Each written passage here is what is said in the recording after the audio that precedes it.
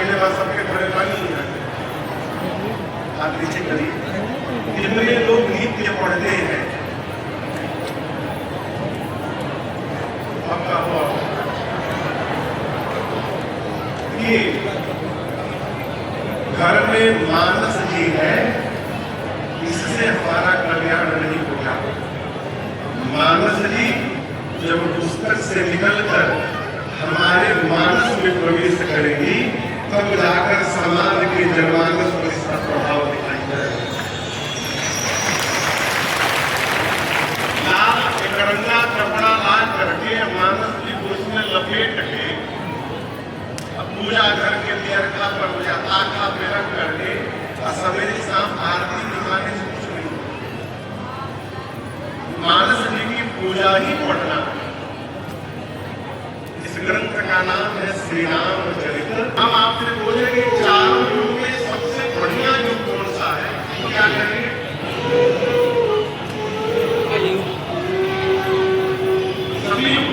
सभी युग में कितने लोग आप बता रहे हैं?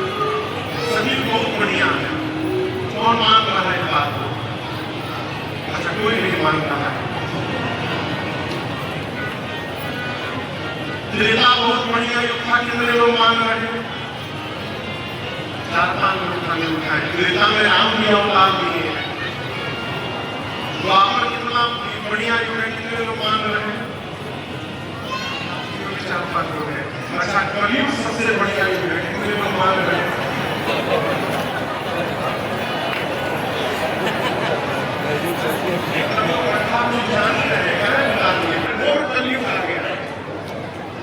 कुछ भी गलत हो तो कलयुग का प्रभाव है। लेकिन हम आपसे निवेदन करें, पूज्यपाद स्वामी श्री तुलसीदास जी कहते हैं, कलयुग समयुग आन नहीं विश्वास। यदि आप विश्वास कर लिए तो कलयुग जैसा दूसरा कोई युग नहीं है। क्यों महाराज? गाई राम गुण गना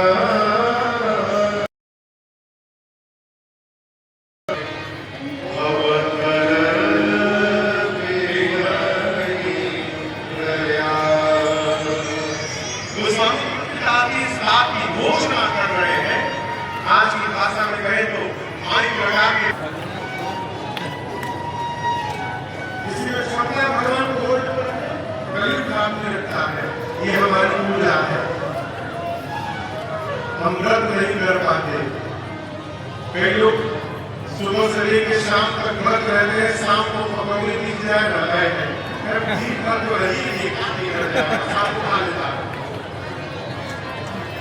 जिस नियम से करके भाई बात, अब आप कहेंगे महाराज कौन सी भाषा में? इस भाषा में गुणगान करेंगे तो भगवान बड़ी प्रसन्न हो जाएंगे। इस भ्रम से बाहर निकलिए कि भगवान को केवल संस्कृत समझ में आता है। भगवान यहाँ की भाषा नहीं समझते, भगवान यहाँ की भाषा समझते हैं। आप कहाँ से पुकार रहे हैं? एक आदमी अंगूठा लगाने वाला भैंस चलाता था। भैंस जानते हैं ना? यहाँ क्या बोलते हैं? जौनपुर में भैंस। हमारे बिहार में भैंस तो हिंदी हो गया, भैंस बोलते हैं बिहार में। वही भैंस चलाता था नदी के किनारे। उसी नदी के किनारे महात्मा की कुटिया थी। तो ले जाकर खेत में भैंस को छोड़ करके महात्मा की कुटिया के द्वार पर बैठा रखा। महात्मा जी भीतर भजन करते थे, वो लिखा रहता था। संत के संग के सत्संग का प्रभाव उसके चित्त की वृद्धि पर पड़ा। एक दिन महात्मा से उसने कहा कि आप लोग माला लेकर ऐसे करते हैं ना, हम भी करना चाहते हैं, क्या करते हैं आप? तो महात्मा बोले, मैं तो माला लेके अपने भगवान का नाम करता हूँ, मैं जब सकता हूँ। क्या? महात्मा बोले, क्यों नहीं जब सकते हो? तुम बताओ, तुमको कौन से भगवान सबसे अच्छे लगते हैं? तो बोला बाघ वाले भगवान। कौन भगवान? किस भगवान को बोल रहा है पता है आपको? किस भगवान का मुंह शेर जैसा है? ये तो नहीं मालूम। नरसिंह भगवान तो बोल नहीं सकते। कौन भगवान? नरसिंह। बोला वो शेर का जो मुंह है बाघ वाला, वो भगवान को बहुत अच्छे लगते हैं। महात्मा बोले ठीक है कोई बात नहीं, ये माला पकड़ो और आज से तुम नरसिंह नरसिंह जपना। पहली बार नाम सुना था। इसी तरह महात्मा 10 बार उसके कान में बोले, वो याद किया और भैंस को लेकर वापस शाम को घर जाने लगा। नरसिंह नरसिंह नरसिंह नरसिंह जपता रहा। जपते जपते चलते चलते इतना खो गया कि रास्ते में पत्थर का बड़ा सा टुकड़ा आया और उसी में पांव का ठोकर लगा गिर गया। जैसे गिरा मुझे उंगली टूट गई हो, खून बहने लगा। अब दर्द के मारे साथ जपा नाम उसने, उसको साक्षात भगवान नरसिंह ने प्रकट होकर दर्शन दिया है। तो इसलिए दर्शन दे दिए कि भगवान उसकी यहाँ का नहीं सुन रहे थे, भगवान उसकी यहाँ का देख रहे थे। कलिकाल में हमको आपको जन्म मिला है, ये भगवान की विशेष कृपा से, विशेष कृपा। देवता भगवान के पास अमृत लेकर पहुंचे, भगवान के पास नहीं। वो इतना पसंद आता है भागवत गीता। देवता कहते हैं कि अमृत रखिए, हमको भगवत कलिकाल में जन्म दे दीजिए। क्यों? कलयुग में शरीर मिलेगा तो भगवान की कथा प्राप्त हो जाएगी सुनने को।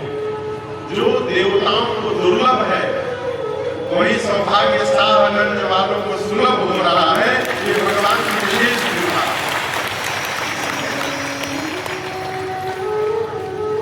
वही कथा गंगा यहाँ प्रवाहित होने जा रही है। ये कथा करती क्या है? आप इसमें मानस पढ़ते होंगे, ध्यान रखिएगा। बालकांड दोहा क्रमांक 10 से ऊपर छंद है, यहीं से कथा प्रारंभ करते हैं। ये कथा क्या करती है? आगे से हम जाएंगे, पीछे सुनकर याद होगा तो आप भी गाइएगा। बाबा कहते हैं मंगल करानी कलिमाला हरनी तुलसी कथा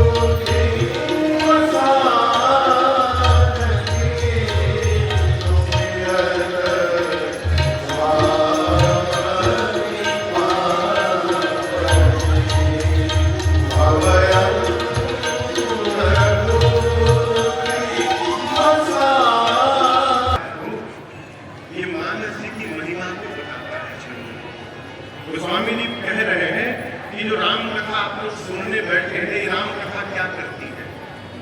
सुमित बाबू सबसे पहला काम करती है मंगल करनी। क्या करती है कथा? तुलसी कथा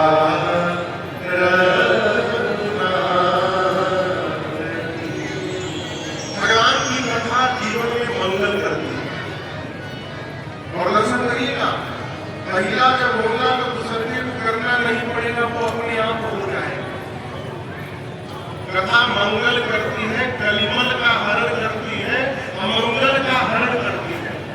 एक सवाल आपने सुने होंगे,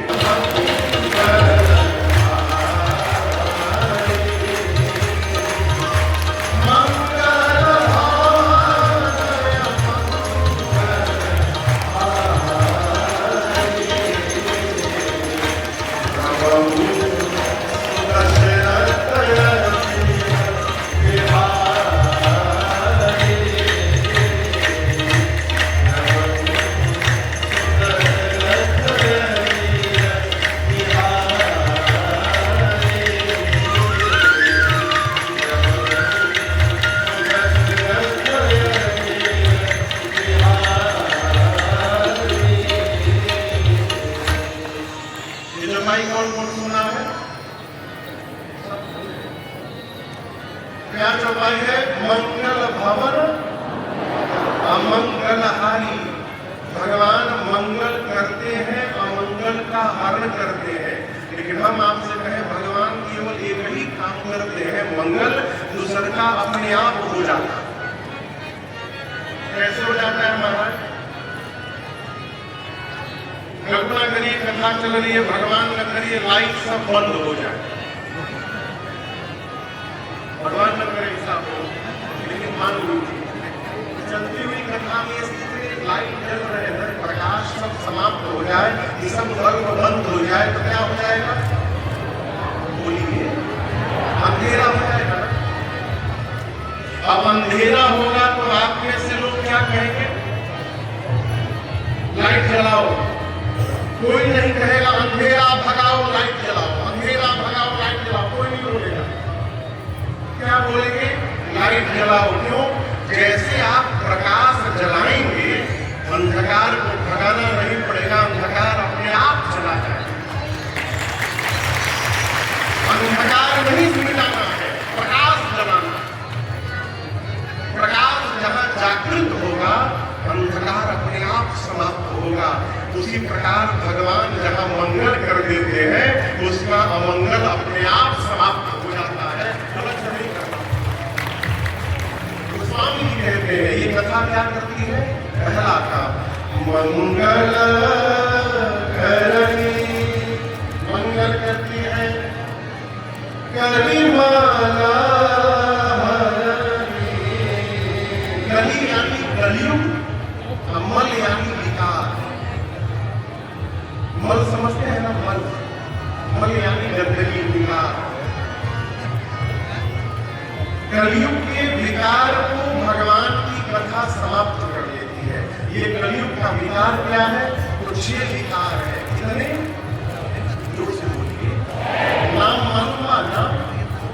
एक भी विकार का नाम याद है? तो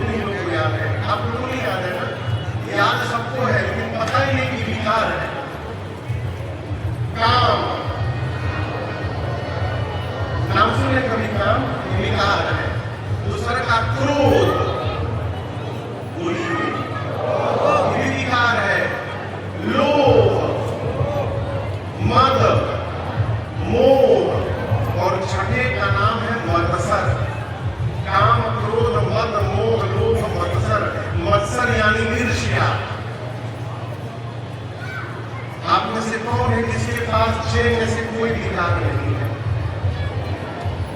हाथ उठाइए, उसके पास कोई विकार नहीं है। जय में से कोई विकार नहीं। कौन है जो हाथ उठाए? कोई नहीं उठा रहा है। और ध्यान रखिए, हम भी नहीं उठा रहे हैं। हम भी नहीं उठा रहे हैं। क्यों? ये विकार सबके भीतर भरे हैं। किसी के भीतर क्रोध अधिक है, किसी के अंदर लोभ अधिक है, किसी के अंदर अहंकार भरा है, कहीं कामनाएं भरी पड़ी है, कुछ नहीं है तो किसी के भीतर जलन बहुत है, ईर्ष्या। गोस्वामी कहते जीवन से इस विकार को समाप्त करने का केवल एक उपाय है, भगवान की कथा, दूसरा कोई उपाय नहीं। और याद रखिएगा, 9 दिन सुनने से कुछ समाप्त नहीं होने वाला। 9 दिन कथा सुनने का कुछ भी समाप्त नहीं होने वाला। इस कथा का असर धीरे धीरे जीवन पर पड़ेगा। 9 दिन कथा गा के चले गए और 10वें दिन से फिर वही काम शुरू हो गया। अरे छोड़िए, पंडाल में हमसे लोग हमसे बोले महाराज कथा में जितनी देर बैठा रहता हूँ बहुत भाव बना रहता है, ऐसे करना है, वैसे करना है, लेकिन ऐसे पंडाल से बाहर निकलकर चप्पल पहनते हैं तुरंत कोई तुरंत का ध्यान हो जाता है। कैसे होता है? जब आप पंडाल में घुसते हैं ना तो इतना विकार है, कबाड़ी पर बाहर चप्पल के पास खड़ा हो जाता है। इसलिए भीतर आने के बाद मन शुद्ध रहता है। जैसे बाहर जाके चप्पल पहने फिर विकार कबाड़ी पर चढ़ जाता है। इसका मतलब कथा में जिसका चप्पल चोरी हो जाए पसंद हो जाए, चाहे चप्पल के साथ विकार हो जाए। ये तो विरोध की बात है। वो कथा निरंतर सुनिए। अच्छा ये बताओ, कुत्ते का पूंछ देखे हैं आप लोग? कुकुर, उसको से कुकुर, हमारे यहाँ कुकुर बोलते हैं। कुत्ते का पूंछ देखे, सीधा ही टेढ़ा। बोलिए, टेढ़ा। कुत्ते की पूंछ टेढ़ी है, लेकिन उस कुत्ते की पूंछ को पाइप के भीतर लगा करके अपन देती। तो पाइप के भीतर जाने के बाद पूंछ टेढ़ी रहेगी, सीधी सीधी रहेगी। आप 1 साल बाद ये छोड़ दीजिए, 1 साल तक उसकी पूंछ सीधी रहेगी, लेकिन 1 साल बाद ऐसे पाइप बाहर खींचिएगा क्या होगा? फिर टेढ़ा हो जाएगा। उसी प्रकार मनुष्य का स्वभाव कुत्ते की पूंछ जैसी है, टेढ़ी है।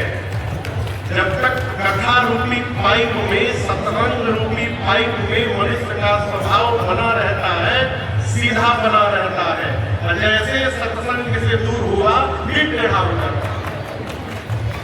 इसलिए कथा सत्संग जीवन में निरंतर होना चाहिए। कथा राम जी की है कल्याणकारी, कथा राम जी की है कल्याणकारी, मगर ये करे असर धीरे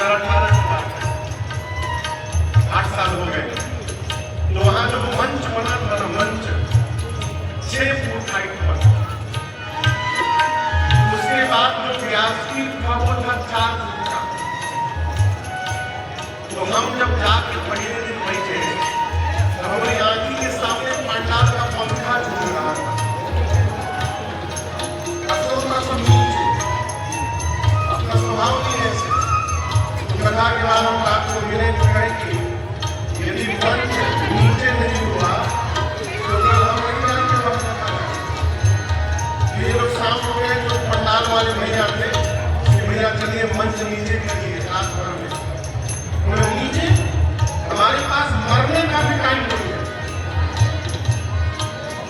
सरकार वाले ने कहा कि हमारे पास मरने का टाइम नहीं है, कि आज हमसे बोले कि भैया वो कह रहे हैं कि मरने का टाइम नहीं है। हम बोले भ्रम में जी रहे हैं, जब टाइम आ जाएगा तो उस टाइम में टाइम रहेगा मरने का। न मौका मिलेगा कभी झंझटों से, न मौका मिलेगा कभी झंझटों से, न मौका मिलेगा कभी झंझटों से, न मौका मिलेगा कभी झंझटों से। जैसे भी हो कुछ समय तो निकालो, जैसे भी हो कुछ समय तो निकालो। जन्म आदमी का मिले ना मिले फिर, जन्म आदमी का मिले ना मिले फिर, चलिया रही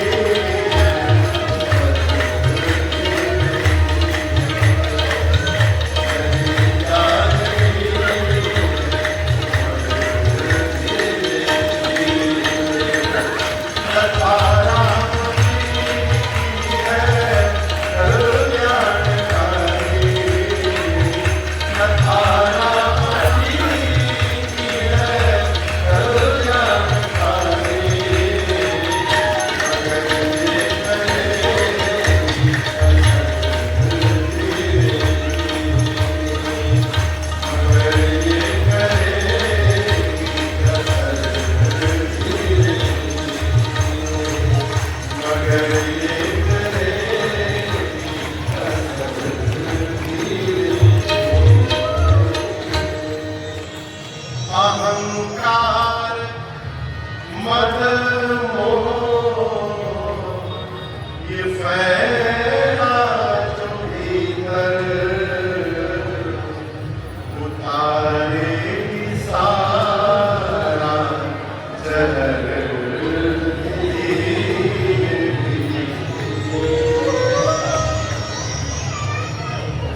पत्थर पे काई जमा होना, पत्थर पे काई समझते हैं, काई बुझाता ना, पत्थर पे काई जमा हो तो किसी बहती हुई नदी में उस पत्थर को ले जाकर डाल देते। और 1-2 साल बाद जाकर आप देखिएगा पानी की धारा उसको बहाते बहाते उसको साफ करके एकदम चमकीला बना देती है पत्थर को। उसी प्रकार राम तथा गंगा की धारा जब कान से प्रवेश करके गुजरेगी तो यहाँ जितना काई बैठा है ये कथा गंगा उसको निर्मल बनाकर और हमको आपको पवित्र बनाकर, लेकिन एक दिन में नहीं होगा, ये लंबी यात्रा है। बहुत पहले की बात है, कथा में छत्रपति शिवाजी महाराज के गुरुदेव हुए समर्थ स्वामी रामदास। छत्रपति शिवाजी के गुरु जी थे, उनका नाम था रामदास। समर्थ की उपाधि उनको काशी मिली है, काशी आपके बगल में है ना, काशी में उनको समर्थ स्वामी रामदास कहा गया। क्यों? छत्रपति शिवाजी के गुरु जी थे, कोई मनगढ़ंत कहानी नहीं है। रामदास जी एक बार अपने शिष्य के साथ काशी आए तो उनका नियम था कि वो 100 पापी थे। किसी श्रेष्ठ ब्राह्मण के घर से भिक्षा लेकर के उनका शिष्य आता था और वो अपने हाथ से बनाते थे और पाते थे। तो काशी में सवेरे सवेरे पहुंचे और अपने शिष्य को बोले कि अमुक गली में इतने नंबर मकान में चले जाओ, काशी के प्रकांड विद्वान ज्योतिषाचार्य है, सिद्ध ब्राह्मण है, उनके घर से भिक्षा लेकर के आओ। बजे के आसपास शिष्य उस ब्राह्मण देवता के घर में पहुंचा, दरवाजे पर थाप लगाई तो संयोगवश वो ब्राह्मण देवता ही द्वार खोले तो शिष्य को देखने लगे। शिष्य ने पूछा क्या देख रहे हैं? मैं गुरु जी के लिए भिक्षा लेने आया हूं। भिक्षा तो ला कर दिए, लेकिन बड़े आश्चर्यचकित होकर देख रहे थे। शिष्य ने पूछा प्रभु क्या देख रहे हैं? पंडित जी ने कहा कि 3 बजे आज तुम मरने वाले हो। तुम्हारी ललाट की रेखाएं बता रही है कि आज 3 बजे तुम्हारी मृत्यु है। अब किसी से कह दीजिए कि तुम 3 बजे मर जाओगे तो उसी तरह मर जाएगा। आपको कांपने लगा। भिक्षा लेकर गया रामदास जी के पास, गुरु जी के पास। गुरुदेव पूछे क्या हुआ? तो पांव पकड़ के रोने लगा। कहा गुरुदेव पंडित जी बता रहे थे मैं 3 बजे आज मर जाऊंगा। गुरु जी चाटा लगाए, बोले मूर्ख 3 बजे मरना है तो 3 बजे मरना, अभी क्यों मरना है? अभी 3 नहीं बजा है ना, अभी जीवित रहे। चल भोजन बनाते हैं। भोजन बनाकर गुरु शिष्य पाए प्रसाद। जैसे 2:30 बजा गुरु जी लेट गए, कहे पांव दबाओ मेरा। अब लगा पांव दबाने, बार बार घड़ी देखे, अनुमान करे अब 3 बजने ही वाला है। कांपे भी गुरु जी बोले पांव दबाओ चुपचाप। 3 बजे मृत्यु तो 3 बजे देखा। पांव दबाते दबाते 5 बज गए। वो मरा नहीं। 5 बजे कहा गुरुदेव मैं तो मरा नहीं।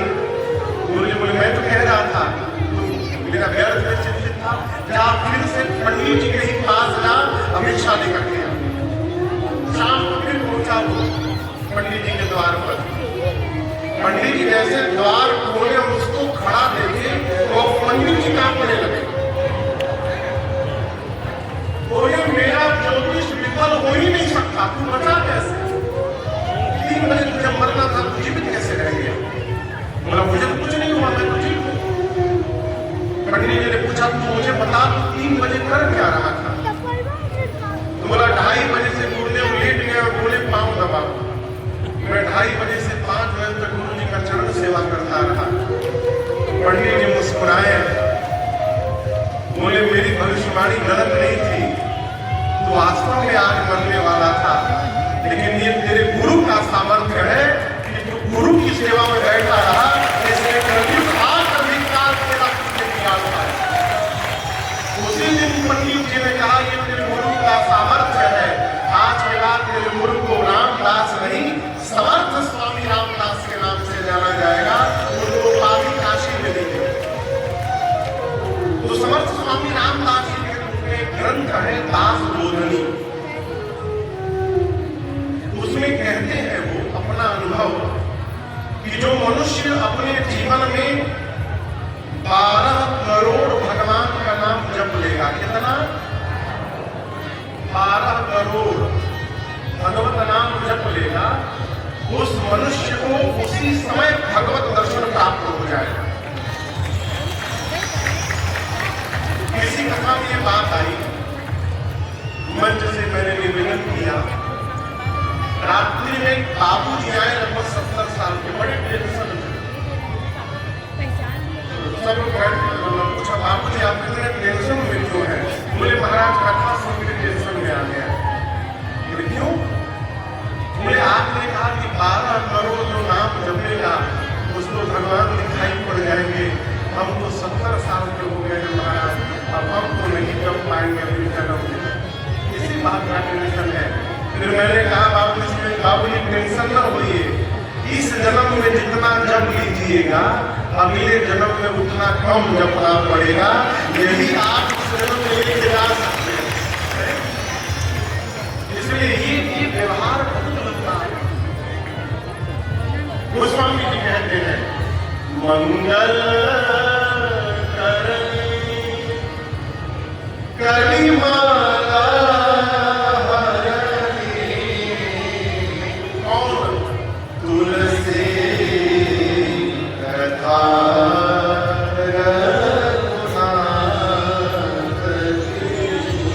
रघुनाथ जी की कथा जो स्वामी जी कह रहे हैं मैं गाने जा रहा हूँ।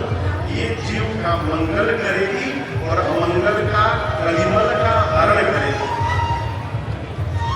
लेकिन एक बात यहाँ दर्शनीय है, पुराना मानिएगा, जो आदमी कुछ नहीं जानता आज के समय में पूरी डिग्री लेकर घूम रहा है। बस एकदम एडिट हो डिग्री बनवा दिया है। हमारे एक चाचा है,